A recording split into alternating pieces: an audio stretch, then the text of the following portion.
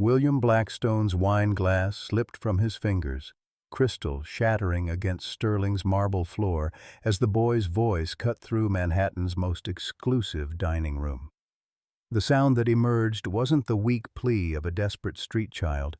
It was pure, heartbreaking perfection that silenced 200 conversations instantly.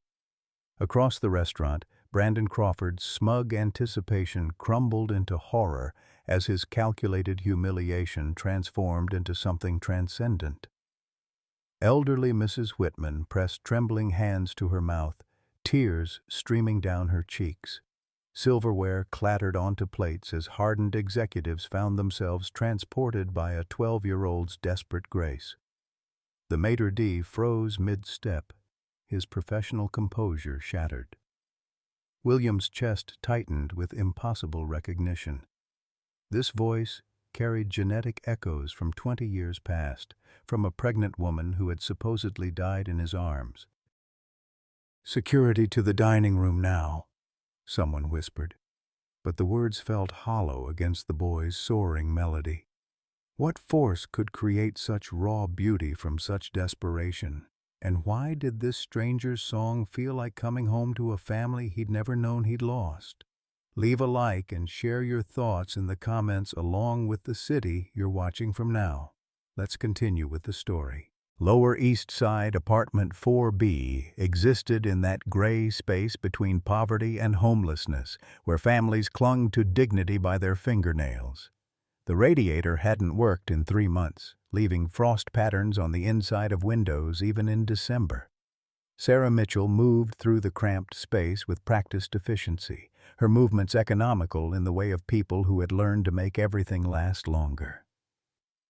Ethan Mitchell, 12 years old and already carrying the weight of being the man of the house, sat at their second-hand kitchen table attempting calculus homework by the light of his phone's flashlight. The electricity had been shut off 2 days ago, but he hadn't told his mother. She had enough to worry about. His sister Lily, 6 years old with lungs that betrayed her daily, slept fitfully on the couch they all shared. Her breathing carried that familiar wheeze that meant her inhaler was running low again. The prescription cost $400 monthly, more than Sarah made in a week cleaning office buildings. Sarah herself moved through their evening routine like a woman trying to hold water in cupped hands.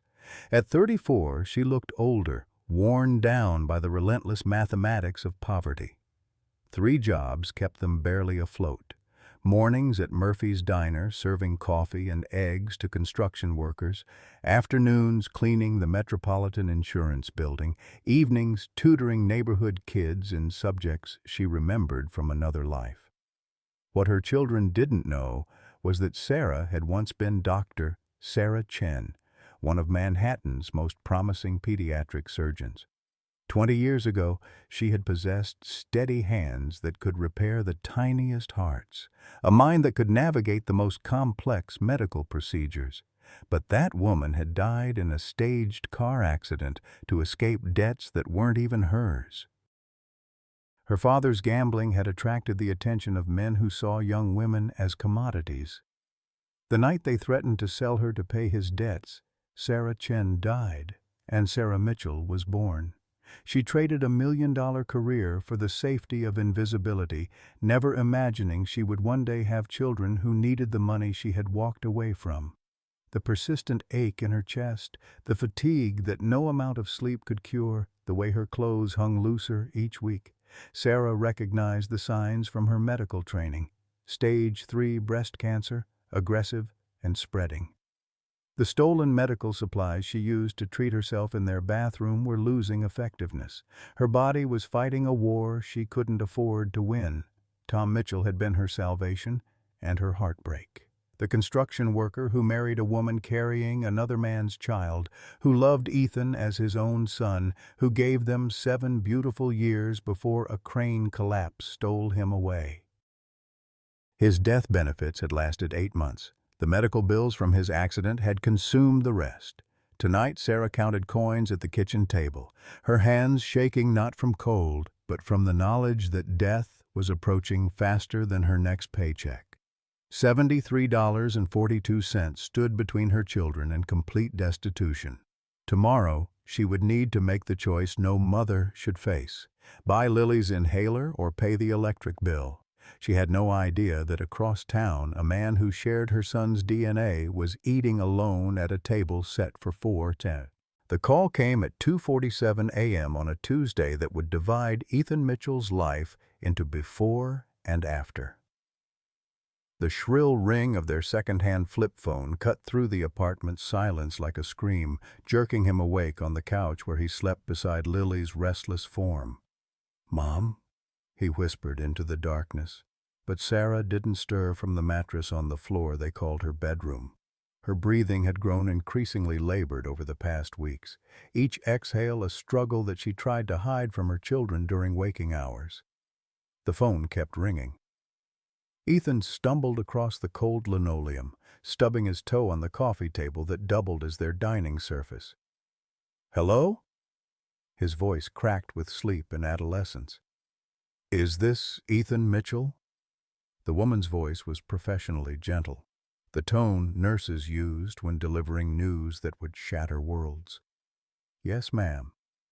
This is Mount Sinai Hospital. Your mother collapsed at work. She's been brought to our emergency room. Can you get here safely?" The words hit Ethan like a physical blow. He looked back at Lily, still sleeping, her small chest rising and falling with the wheeze that meant her inhaler was nearly empty. Their mother had been working the overnight cleaning shift at the Metropolitan Insurance Building, scrubbing floors for $12 an hour, while her body fought a war she couldn't afford to win. "Is she—" Ethan couldn't finish the question. "She's stable, but you need to come now. Is there an adult who can bring you?" Ethan looked around their empty apartment. Tom had been dead 2 years. Sarah's parents were either dead or wished she was. The neighbors barely knew them, and those who did couldn't afford to get involved in other people's emergencies. "I'll figure it out," he said, already calculating subway fare and wondering if he had enough change.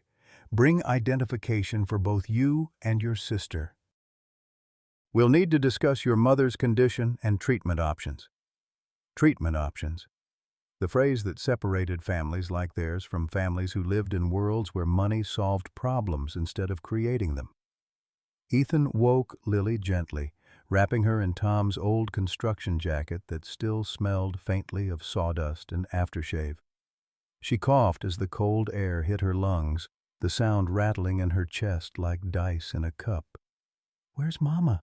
she asked, her voice small and thick with sleep. "She's at the hospital, sweetheart.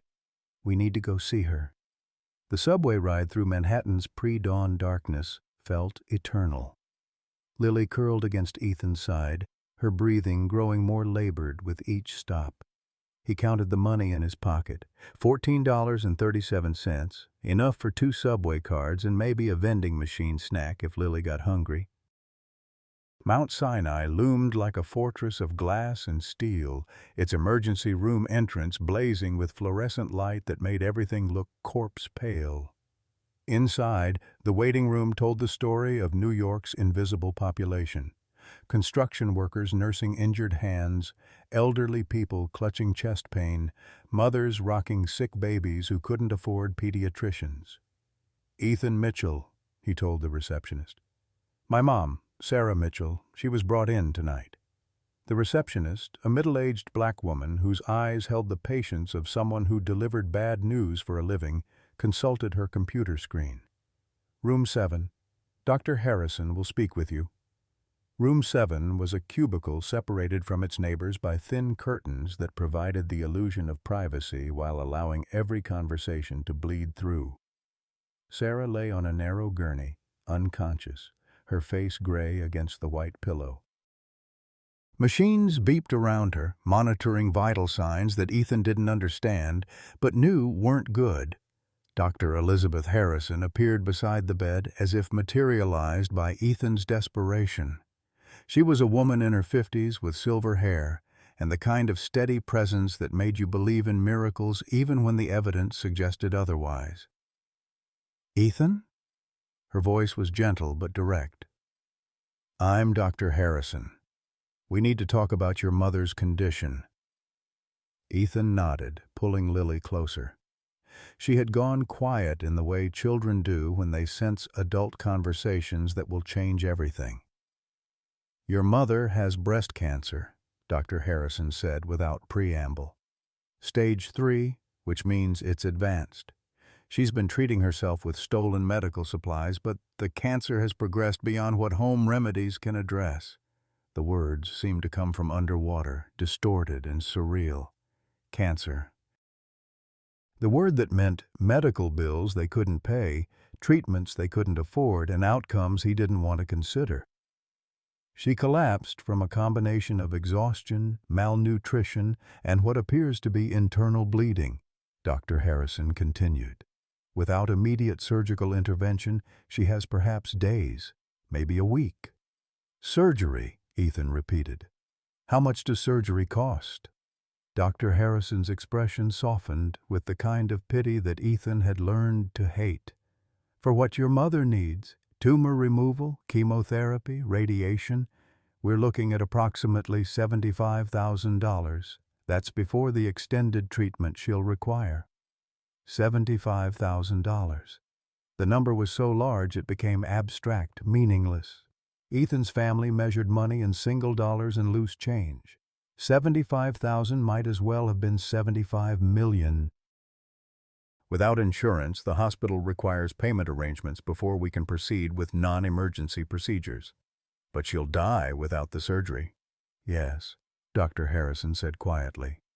She will.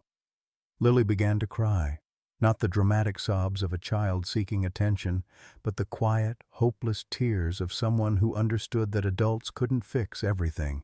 Ethan held her tighter, his own eyes burning with tears he couldn't afford to shed. Somewhere in Manhattan, people were spending $75,000 on cars, jewelry, single evenings of entertainment. Somewhere, children slept in warm beds while their parents planned vacations and college funds. Somewhere, cancer was an inconvenience rather than a death sentence. But not here. Not for them. The first note that emerged from Ethan's throat silenced Sterling's restaurant more effectively than a fire alarm. 200 conversations died mid-sentence. Crystal glasses froze halfway to lips. Even the kitchen staff, visible through the service windows, stopped their practiced choreography to listen. Amazing grace. How sweet the sound that saved a wretch like me. This wasn't the weak, trembling voice Brandon Crawford had expected from a desperate street child. This was something else entirely, pure, powerful, and filled with a heartbreak that seemed impossible for someone so young. The sound seemed to rise from some deep well of pain that most adults never accessed, let alone a 12-year-old boy in threadbare clothes. At table 12, William Blackstone's wine glass slipped from his fingers. The crystal shattered against the marble floor, red wine spreading like blood across the pristine white surface, but William didn't notice. His face had drained of all color, his hands beginning to shake with a tremor he hadn't felt in 20 years. The voice carried something beyond technique or training. It carried genetic memory. The same timbre, the same natural vibrato, the same ability to find the emotional center of every note. Deep in William's consciousness, synapses fired with recognition he couldn't yet name. Somewhere in his DNA, this voice was familiar. I once was lost, but now am found, was blind, but now I see. As Ethan's voice swelled with the second verse, something unprecedented began happening throughout Sterling's exclusive dining room. At table 7, 78-year-old Dorothy Whitman began to weep, her gloved hands pressed to her mouth. The hymn transported her back 60 years to her grandson's funeral, to a small church in Queens, where this same song had helped her say goodbye to the boy killed in Vietnam. At table 15, corporate lawyer Robert Chen felt his throat constrict with emotion he hadn't allowed himself to feel in decades. His own son had called 3 times in the past month. calls Robert had sent to voicemail because work seemed more important than family reconciliation. Now, listening to this child sing with such desperate love, Robert wondered when pride had become more valuable than connection. Throughout the restaurant, Ethan's voice was performing surgery on hearts that wealth had sealed shut. The manicured hedge fund managers, the Botoxed socialites, the politicians who measured human worth in campaign contributions, all found themselves remembering what it felt like to be vulnerable, to need something money couldn't buy. Brandon Crawford watched his carefully orchestrated humiliation transform into something transcendent, his smug anticipation curdling into panic. The crowd wasn't laughing at the poor boy begging for scraps. They were being moved by him, transported by him, reminded of their own humanity through his desperation. This wasn't going according to plan. Instead of exposing William Blackstone as heartless, he had inadvertently created a moment that made his enemy look profoundly human. "'Twas grace that taught my heart to fear, and grace my fears relieved." William stood abruptly, his chair scraping against the marble floor. Something primal was happening in his nervous system, a recognition that bypassed conscious thought and went straight to the cellular level. The way Ethan held his head while singing, the unconscious gesture of pressing his hand to his heart during the emotional peaks, the specific timbre of his voice on certain words. In the recesses of William's memory, fragments surfaced unbidden. Sarah Chen's voice humming this same hymn during her pregnancy, her hand resting on her swollen belly. "He's kicking," she had laughed during one of those precious evenings. "I think he likes music." William's hand had joined hers, feeling the life moving inside. "He'll have your voice," William had whispered. "And your heart," Sarah had replied. But Sarah was dead. Had been dead for 20 years. The car accident, the closed coffin, the grave he visited every year on the anniversary of her death. The child she carried had died with her, or so he had been told. Yet this boy's voice carried echoes that made William's chest tight with impossible recognition. How precious did that grace appear the hour I first believed. Something magical began happening in Sterling's rarefied atmosphere. Other voices started joining Ethan's song, tentatively at first, then with growing confidence. Mrs. Whitman's wavering soprano, Robert Chen's rusty baritone, murmurs of harmony from tables throughout the room. The restaurant's rigid social hierarchy dissolved like sugar in rain. For these few minutes there were no distinctions between the wealthy and the desperate, between the powerful and the powerless. There was only a child's voice reminding them of their shared humanity, their common need for grace. Ethan, his eyes still closed, felt the change in the room's energy. The hostile silence had transformed into something else, not pity but recognition. These people weren't seeing him as a curiosity or an entertainment. They were seeing themselves reflected in his pain, remembering their own moments of desperate need. The fear that had paralyzed him when he first stood in this circle of light began to ebb. This wasn't about performing for scraps anymore. This was about something larger, something he couldn't fully understand but could feel resonating in his bones. "When we've been there 10,000 years, bright shining as the sun, we've no less days to sing God's praise than when we'd first begun." The last note hung in the air like a prayer made audible. The silence that followed wasn't the silence of judgment, but of reverence, the quiet that comes when something sacred has occurred in an ordinary place. Then, slowly, deliberately, Dorothy Whitman began to applaud. Her gloved hands came together in measured appreciation, the sound crisp and clear in the hushed restaurant.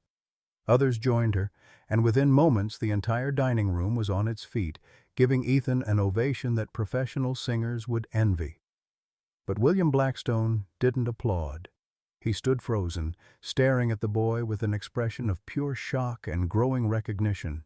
His business associates from Japan looked at him with concern. This wasn't the composed billionaire they knew. This was a man confronting ghosts he thought were safely buried.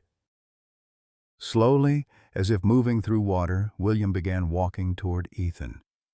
The crowd parted before him, sensing the gravity of the moment, the collision of past and present that was about to occur in the center of Manhattan's most exclusive restaurant. The video appeared on social media at 11:47 p.m. that same night, shaky phone footage captured by a Sterling's patron who had witnessed something extraordinary.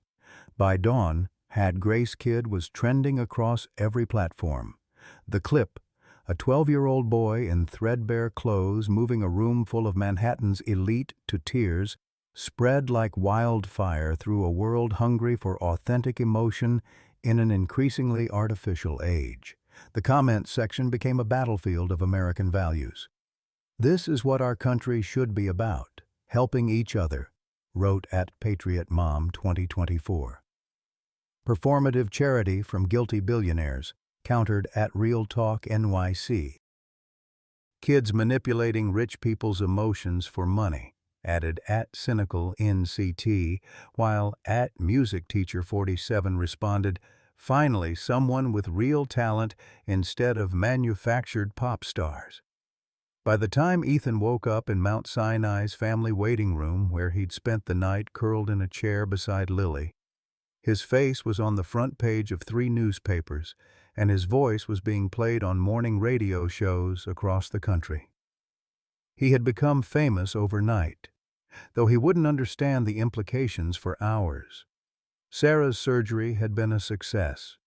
William Blackstone hadn't just paid for her treatment. He had arranged for her care in Mount Sinai's VIP wing, complete with private nurses and the hospital's most renowned oncologist. When Sarah woke from anesthesia, her first coherent words were spoken through a throat raw from intubation. "Where's Ethan?" "He's safe," Dr. Harrison assured her. "Mr. Blackstone has been taking excellent care of him and Lily." "Mr. Blackstone?" Sarah's voice caught on the name that had haunted her dreams for 20 years. The father of her child, the man she had loved with desperate intensity, the person she had died to protect. Her hand instinctively moved to her chest, where the surgical site throbbed beneath layers of bandages. The first visit came that afternoon. William entered Sarah's hospital room carrying an armload of flowers and children's books, his usual corporate confidence replaced by visible trembling. He moved like a man walking through a minefield, each step calculated to avoid triggering an explosion he couldn't survive. For 30 seconds that felt like 30 years, they simply stared at each other across the distance that trauma and time had created. Sarah saw the young man she had loved, now weathered by decades of success and loss. William saw the woman whose death had hollowed out his capacity for trust, now somehow alive and breathing in a hospital bed. "Hello, Sarah," he said, his voice barely above a whisper. "Hello, William." Her response carried 20 years of grief, guilt, and questions neither of them was ready to ask. They didn't discuss the past. They couldn't yet acknowledge the obvious connections that DNA and circumstance had woven between them. But the air between them crackled with recognition and buried grief, with love that had never died despite being murdered by necessity. While helping Lily with her inhaler later that day, William noticed something that made his hand shake with the same tremor he'd experienced 20 years ago. The medication brand was obscure, expensive, prescribed for a rare form of childhood asthma that affected fewer than 1 in 10,000 children. William knew this because his abandoned child had needed the same medication as a baby. He read the prescription label with growing shock. Ethan Mitchell, age 12. The timeline made his heart race with possibility and dread. Sarah had been 3 months pregnant when she died. Ethan was 12 years old. The mathematics of biology aligned with terrible precision. That evening, while Sarah slept under sedation and the children napped in the family lounge, William made a phone call to a discreet laboratory that specialized in paternity testing. By morning, he would know if the boy whose voice had shattered his emotional armor was the son he had grieved for 2 decades. Meanwhile, across Manhattan in his high-rise office, Brandon Crawford was conducting his own investigation. The private detective he'd hired, Marcus Torres, sat across from Brandon's desk with a manila folder thick with documents that would either vindicate or destroy his client's need for revenge. "You're not going to like what I found," Torres said, sliding photographs across the mahogany surface. "Sarah Mitchell used to be Dr. Sarah Chen. She didn't die in that car accident 20 years ago. She faked it." Brandon's pulse quickened. If Sarah had staged her death, then William's abandonment story became more complicated. But Torres wasn't finished. Her father was a compulsive gambler who owed money to some very dangerous people. The night before Sarah's accident, neighbors reported hearing threats about his daughter being sold to pay his debts. Human trafficking, essentially. The revelation should have satisfied Brandon's hunger for William's destruction, but instead it created moral complexity he hadn't expected. If Sarah had faked her death to escape human traffickers, then William wasn't a callous abandoner. He was another victim of circumstances beyond anyone's control. But Torres had more. Here's the birth certificate for Ethan Mitchell. Father listed as unknown, but the hospital records from his birth show some interesting details. The attending physician noted that the mother insisted on no genetic testing or blood work beyond basic health screenings, almost like she was hiding something. Brandon stared at the documents, pieces of a puzzle falling into place with sickening clarity. If Ethan was William's biological son, then Brandon's plan to humiliate his enemy had instead orchestrated a family reunion 2 decades in the making. Fury and desperation drove Brandon to escalate his psychological warfare. He began making anonymous phone calls to Sarah's hospital room, his voice disguised by electronic modification. "Mrs. Mitchell, this is Attorney Johnson from Child Protective Services. We've received some concerning reports about your relationship with William Blackstone. Are you aware that wealthy men sometimes target vulnerable families for inappropriate purposes?" The calls were designed to plant seeds of doubt, to poison the growing trust between Sarah and William. Sarah began watching William more carefully during his daily visits, noting the intensity with which he stared at Ethan, the probing questions he asked about Tom Mitchell's relationship with her son. Sarah's suspicions deepened when she overheard William on a phone call in the hospital corridor. "I need those test results back immediately. This can't wait." When she asked about it, William claimed he was discussing her medical care with additional specialists, but his explanation felt rehearsed. The tension reached a breaking point during what should have been a celebration. The oncology team had declared Sarah's surgery completely successful, with clear margins and no sign of metastasis. Her prognosis was excellent, her recovery ahead of schedule. The family should have been rejoicing. Instead, during dinner in Sarah's hospital room, take-out Chinese food that Lily had chosen because it reminded her of happier times, an innocent comment shattered the fragile peace they'd built. "Charles, a nice man at school asked me about our family," Lily mentioned between bites of sweet and sour chicken. "He said he was writing a story about people who get help from rich people. He wanted to make sure everything was appropriate." William's chopsticks froze halfway to his mouth. Sarah's eyes sharpened with maternal alertness. Someone was investigating their family, asking questions that suggested suspicion about William's motives. That evening, after the children had fallen asleep in the fold-out chairs that had become their temporary beds, Sarah confronted William in the hospital corridor. Her voice was quiet, but carried the steel that had once allowed her to perform surgery on dying children. "Why are you really helping us? What do you want from my son?" William found himself trapped between truth he couldn't tell and lies he couldn't maintain. He stumbled through an explanation about being moved by Ethan's song, about wanting to honor his late daughter's memory by helping another child in need. The words sounded hollow even to him, carefully crafted to avoid the landmines of reality. But Sarah heard the rehearsed quality in his voice, the strategic omissions, the way his eyes couldn't quite meet hers when he spoke about his motivations. Her experience as a surgeon had taught her to recognize when people were hiding crucial information, and William was definitely hiding something. "I think you should stop coming around," she said, her voice breaking with the weight of protecting her children from a danger she couldn't yet define. "We're grateful for everything you've done, but I need to think about what's best for Ethan and Lily." William felt his world tilt toward collapse. After finding his son, after witnessing Sarah's resurrection, after experiencing the first genuine happiness he'd felt in 20 years, he was losing them again.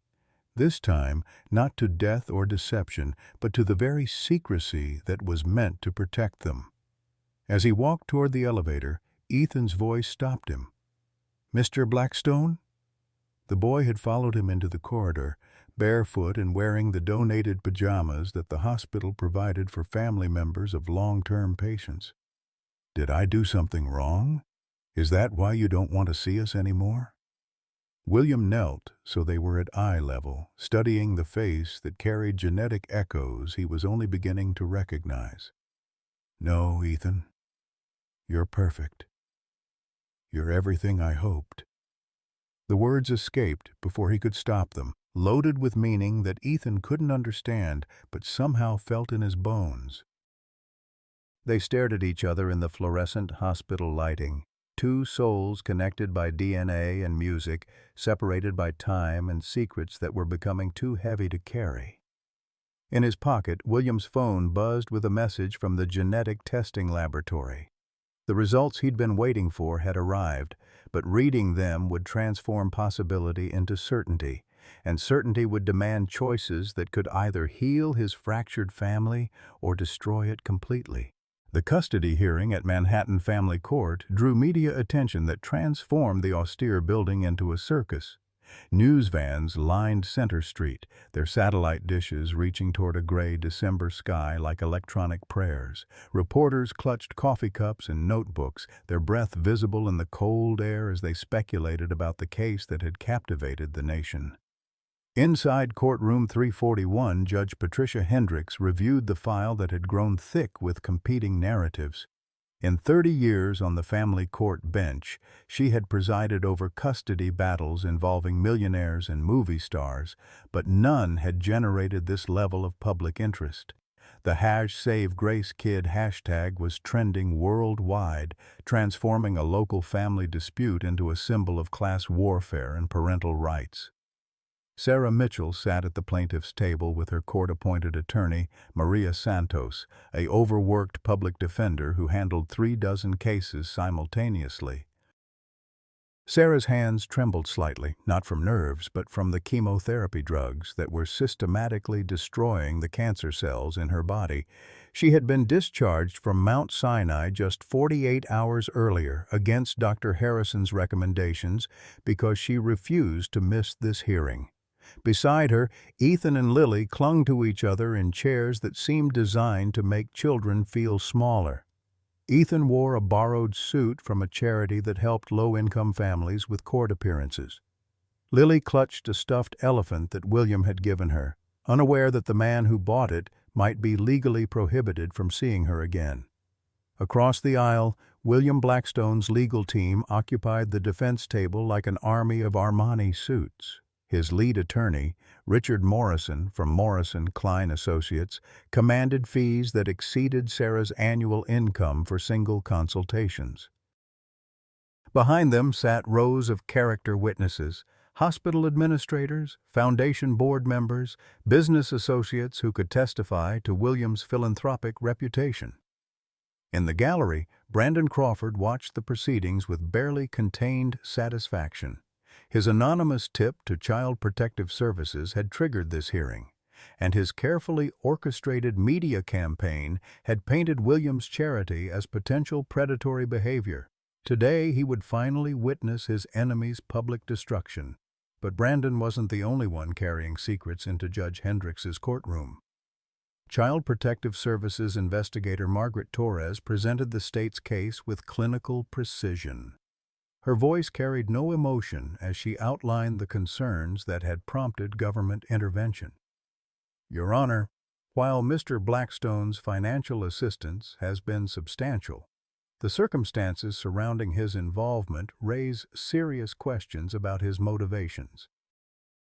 The complainant's tip detailed several red flags consistent with grooming behavior: the sudden appearance of an older male figure, lavish gifts, attempts to isolate the family from their community, and most concerning, his intense focus on the minor child, Ethan Mitchell. Torres clicked through a PowerPoint presentation that transformed William's generosity into evidence of manipulation. Photographs of expensive toys he'd given Lily, receipts for Ethan's music lessons, documentation of the private hospital room he'd provided for Sarah, all presented as calculated moves in a predator's playbook. The anonymous complainant provided detailed information about the family's circumstances that only someone with intimate knowledge could possess. This suggests ongoing surveillance and an unhealthy obsession with the children's daily routines. Sarah's attorney attempted a defense that sounded weak even to her own ears. Your Honor, Mr. Blackstone's assistance has been life-saving. My client would have died without his intervention. The children have been properly supervised at all times, and there's no evidence of inappropriate contact. But Judge Hendrix had seen too many cases where wealth and charm had masked darker intentions. The system was designed to err on the side of protecting children, even when protection meant separation from the only stability they'd known. Before the judge could respond, commotion erupted in the gallery. Brandon Crawford's attorney, James Chen, stood with a laptop computer and a manila folder thick with documents. Your Honor, we have evidence that's crucial to understanding this case. Evidence that reveals the true nature of Mr. Blackstone's interest in this family. Judge Hendrix raised an eyebrow. This is highly irregular, Mr. Chen. What type of evidence? Documents that prove Mr. Blackstone has been deliberately concealing his relationship to the children. Documents that show this entire situation is far more complex than it appears. The courtroom screens illuminated with Brandon's carefully prepared presentation.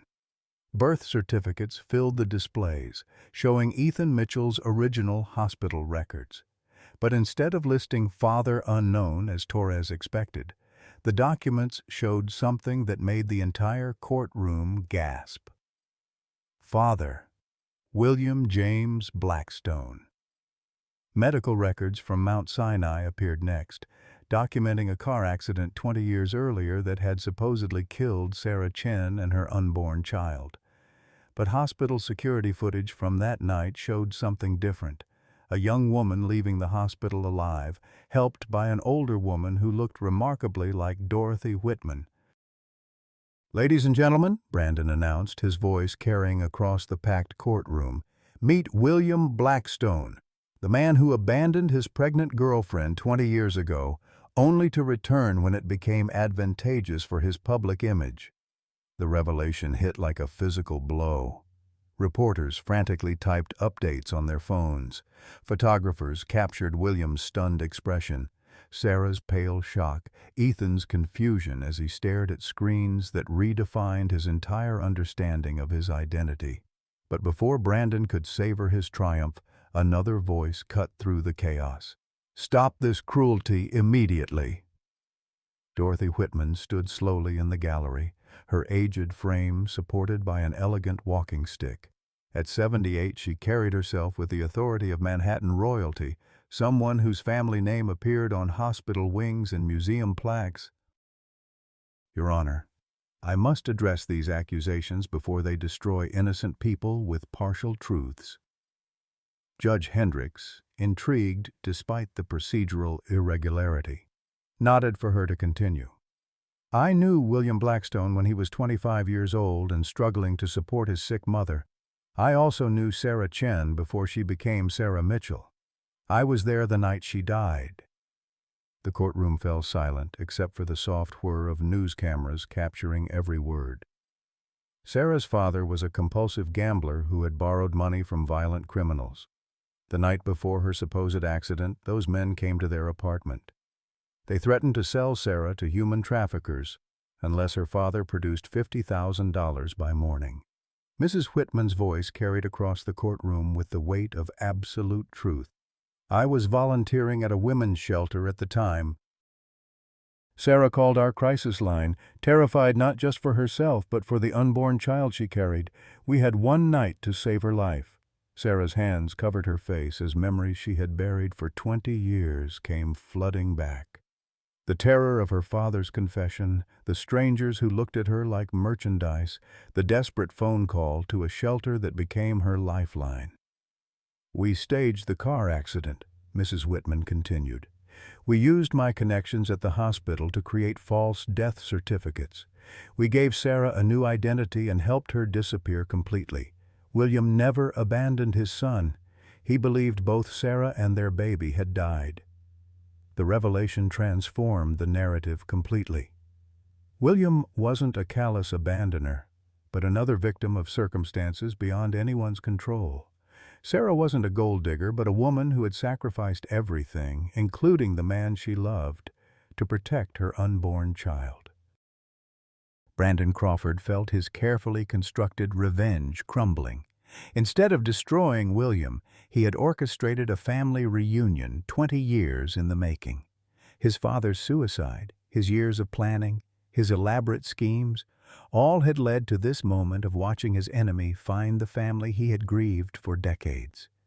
But Brandon's desperation drove him to one final, catastrophic error. "This is very touching," he said, his voice cutting across the courtroom's stunned silence. "But it doesn't change the fact that William Blackstone is a monster. He destroyed my family. When my father needed help, Blackstone let him die rather than share his wealth." Mrs. Whitman's expression transformed from gentle authority to ice-cold judgment. "Richard Crawford was your father? The Richard Crawford who embezzled $2 million from his investors?" She turned to address the judge directly. "Your Honor, I served on the board of directors of Crawford Industries. Mr. Crawford didn't refuse to help Richard. He used his own personal fortune to pay back every penny that Richard had stolen from retirees and pension funds. Richard Crawford killed himself rather than face prison for fraud." The courtroom erupted in shocked murmurs. Brandon's face went white as his father's crimes were exposed to the same public audience he had hoped would witness William's destruction. Judge Hendricks banged her gavel repeatedly, trying to restore order to a hearing that had become a public therapy session for damaged families. But the revelations weren't finished.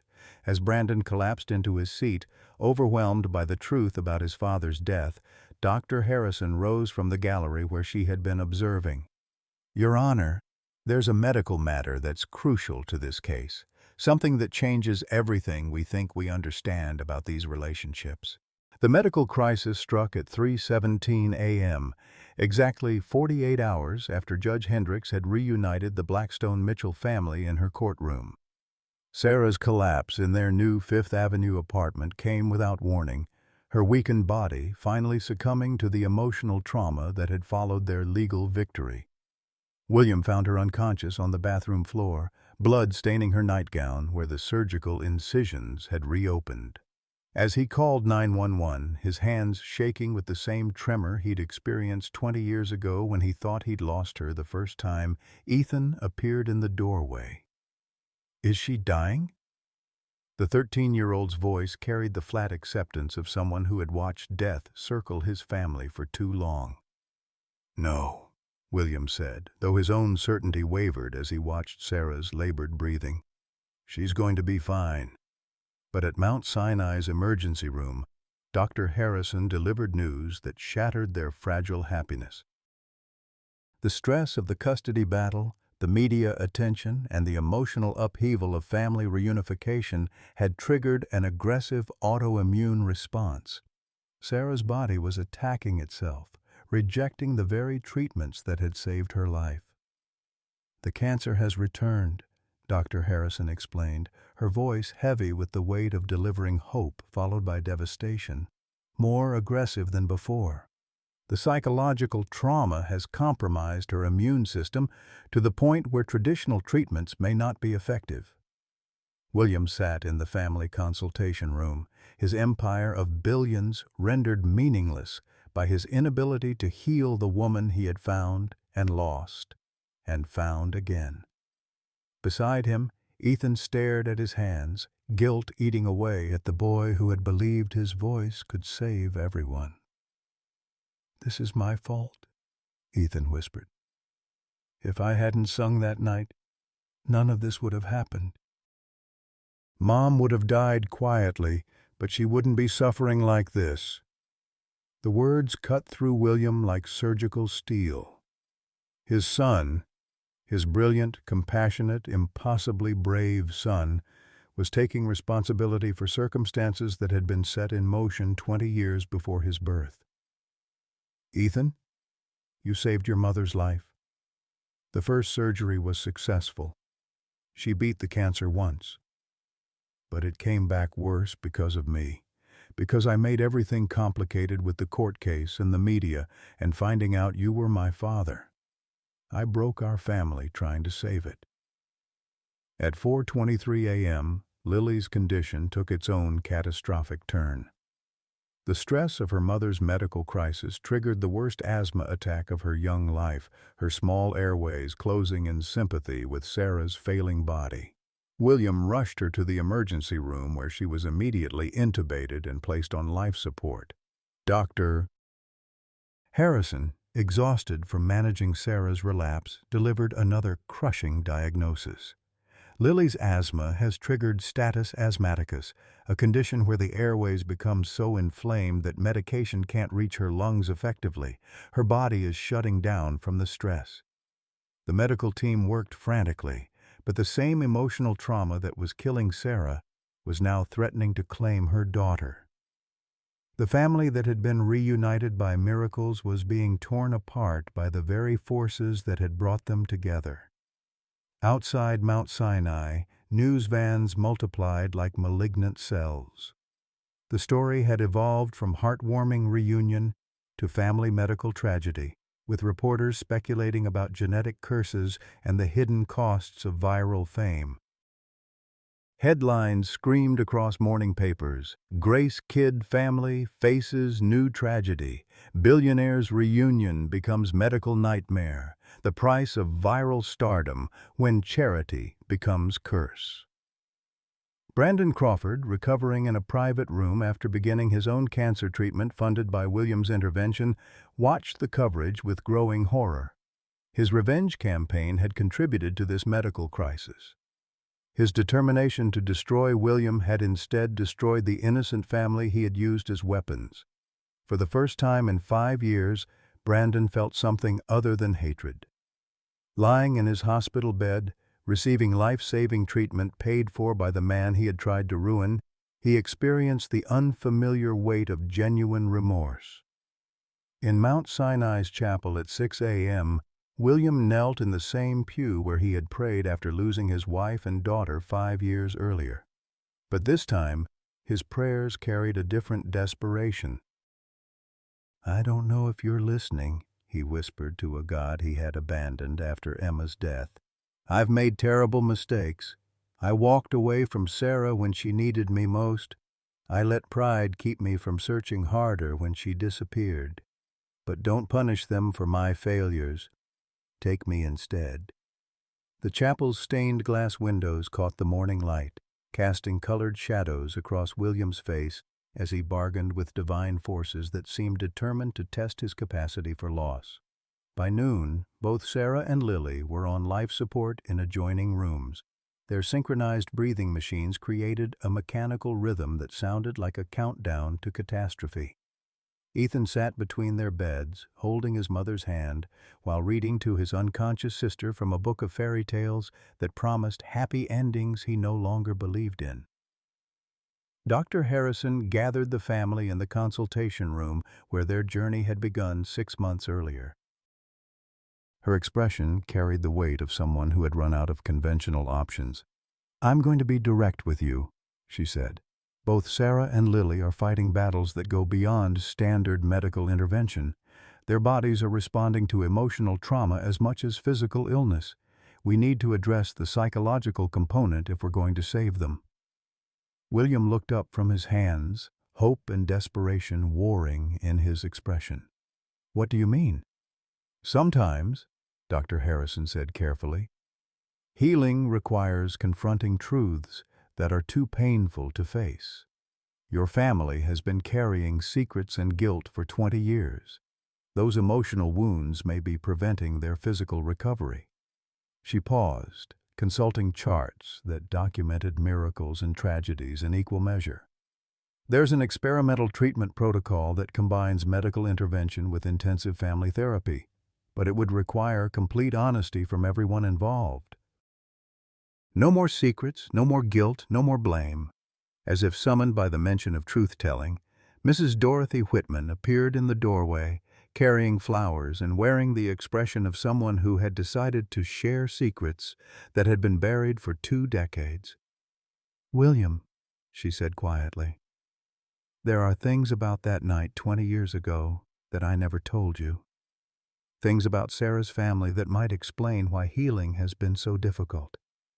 The moment of ultimate revelation was approaching, when all the buried truths would surface and either heal the wounded family or destroy what remained of their fragile bonds. The experimental treatment room at Mount Sinai looked more like a living room than a medical facility, with comfortable chairs arranged in a circle and soft lighting that suggested healing rather than clinical intervention. Dr. Harrison had explained that traditional therapy wouldn't work for a family whose trauma ran 20 years deep. They needed an approach that combined medical treatment with radical emotional honesty. Sarah lay propped in a hospital bed that had been wheeled into the center of the circle, her face pale but alert as the sedatives wore off. Lily, breathing through a nasal cannula but conscious, curled in William's lap like a fragile bird. Ethan sat rigidly in his chair, his 13-year-old shoulders carrying guilt that belonged to adults who had made impossible choices decades before his birth, Mrs. Dorothy Whitman occupied the chair across from Sarah, her usually perfect composure replaced by the nervous energy of someone preparing to excavate buried secrets. Brandon Crawford, wheeled in from his own recovery room, sat at the circle's edge like a reluctant witness to his own redemption. Dr. Harrison began with the medical reality that had brought them together. Sarah's autoimmune response is being triggered by unresolved psychological trauma. Her body is literally attacking itself because it's been in survival mode for 20 years. Lily's asthma attacks are psychosomatic responses to her mother's distress. Until we address the emotional wounds, the physical healing can't be complete. She turned to Mrs. Whitman. "Dorothy, you said there were things about that night that you never told William. Things that might explain why healing has been so difficult." The elderly woman's hands trembled as she began to speak. "The night Sarah disappeared, I didn't just help her stage a car accident. I helped her uncover the truth about her father's debts and why those men were so determined to take her specifically." Sarah's breathing quickened, but Mrs. Whitman continued with the relentless precision of someone who had carried secrets too long. Sarah's father hadn't just borrowed money from criminals. He had promised them something specific. His daughter, who happened to be a medical student with surgical training, they weren't just collecting a debt. They were acquiring a commodity, a young woman who could perform medical procedures for their human trafficking operation. The revelation hit the room like a physical blow. William's face went white as he understood the full scope of what Sarah had escaped, what she had sacrificed to protect not just herself but the child she carried. "But there's more," Mrs. Whitman said, her voice breaking. "Sarah's father, Chen Wei, wasn't just a gambler. He was my nephew, my sister's son. When I helped Sarah disappear, I wasn't just saving a stranger. I was trying to atone for my family's failures. Sarah struggled to sit up straighter, her voice hoarse from intubation. You never told me we were related. Because I was ashamed. Chen Wei was my responsibility, and I failed to stop his self-destruction before it destroyed you and William. I've been carrying that guilt for 20 years, watching you struggle when I could have helped sooner. Dr. Harrison leaned forward. This explains the genetic compatibility we discovered during the bone marrow testing. Sarah and William, you're not just compatible donors. You share common ancestry through Dorothy's family line. Your bodies recognize each other as family, not just romantically, but genetically. The medical revelation triggered an unexpected response. Sarah's vital signs, which had been erratic for days, began to stabilize as her autoimmune system recognized what her conscious mind was finally processing. She was surrounded by family, not enemies. Her body began to stop attacking itself. Brandon Crawford, who had been silent throughout the session, suddenly spoke from his wheelchair. I need to confess something. The anonymous tips to Child Protective Services, the media leaks, the investigation into your family, that was me. Ethan turned to stare at the man who had tried to destroy them. Why? We never did anything to you. Brandon's face crumpled with the weight of carrying his father's shame. Because I thought William was responsible for my father's death. But I was wrong about everything. Mrs. Whitman's expression softened with understanding. Richard Crawford was your father, the man who embezzled from his investors? Brandon nodded, tears streaming down his face. I spent 5 years hating William for refusing to help my father. I never knew that William actually used his own money to pay back everyone my father had stolen from. I never knew my father killed himself because he couldn't face prison for fraud, not because William abandoned him. The confession seemed to lift a weight from Brandon's shoulders, but it also revealed another truth that stunned everyone present. There's something else, Brandon continued, his voice barely above a whisper. I'm dying. I have the same genetic blood disorder that killed my father. I've been trying to get close enough to William to ask for help, but I was too proud and angry to admit I needed him. Dr. Harrison consulted her medical charts with growing excitement. Brandon, what you don't realize is that the genetic markers for your blood disorder suggest you and Sarah share compatible bone marrow types. If Sarah's autoimmune response stabilizes, she might be able to help save your life too. The revelation transformed the room's dynamic completely. Brandon, who had spent years trying to destroy the Blackstone Mitchell family, was actually part of the extended genetic network that could heal them all. But it was Ethan who provided the breakthrough that Dr. Harrison had hoped for. Standing in the center of the circle, his voice clear and strong despite his youth, he began to sing, not Amazing Grace this time, but a new song he had been composing during the long hospital nights. We are broken people, trying to find our way back home. We are wounded children, learning we don't have to be alone. As his voice filled the treatment room, something miraculous began happening. Sarah's breathing deepened and strengthened. Lily's oxygen levels stabilized without mechanical assistance. Even Brandon's color improved as stress hormones that had been poisoning his system for years began to subside. Music triggers the parasympathetic nervous system, Dr. Harrison explained quietly. It's activating the body's natural healing response in all of you simultaneously. Ethan continued singing, his voice weaving together the stories of everyone in the room, Sarah's sacrifice, William's grief, Brandon's misguided revenge, Mrs. Whitman's buried guilt, and his own journey from desperate child to healing catalyst.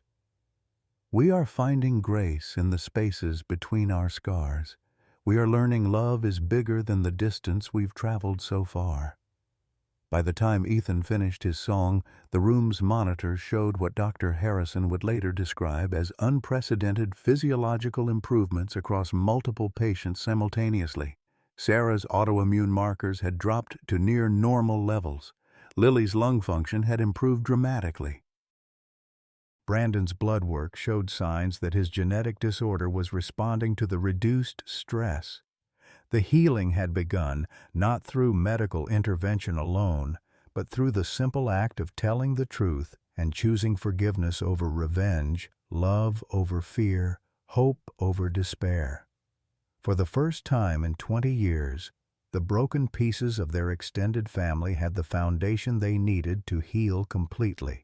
2 years had passed since that transformative day in Mount Sinai's experimental treatment room, and Christmas morning in the Blackstone Mitchell townhouse carried the warm chaos of a family that had been rebuilt from broken pieces. Snow fell gently outside the floor-to-ceiling windows of their Upper East Side home. But inside, the house radiated with the kind of warmth that money couldn't buy, and tragedy had made precious.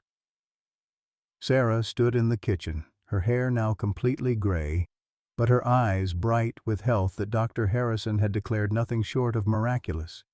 The autoimmune response that nearly killed her had been in complete remission for 18 months, her body finally learning to heal instead of attack itself.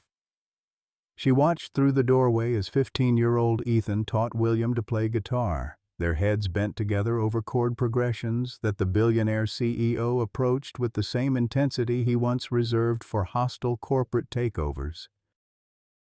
"No, Dad," Ethan said patiently, positioning William's fingers on the fretboard. "The G chord goes like this. Feel how the strings should vibrate under your fingertips." William had asked Ethan to call him Dad 6 months ago, during a quiet moment when they were visiting Tom Mitchell's grave together. "Tom will always be your father," William had said, placing flowers on the headstone. "But if you're willing, I'd like to be your dad too." The distinction had made perfect sense to Ethan, who had learned that love multiplied rather than divided when shared among family. 8-year-old Lily, now completely free from the asthma that had nearly claimed her life, bounced between the adults with the endless energy of a child who had learned not to take breathing for granted. Her lungs were clear, her future bright, and her laughter filled spaces that had once echoed with the sound of struggling breath. "Grandma Dorothy is here," she announced, pressing her face against the window as Mrs. Dorothy Whitman's car pulled up outside.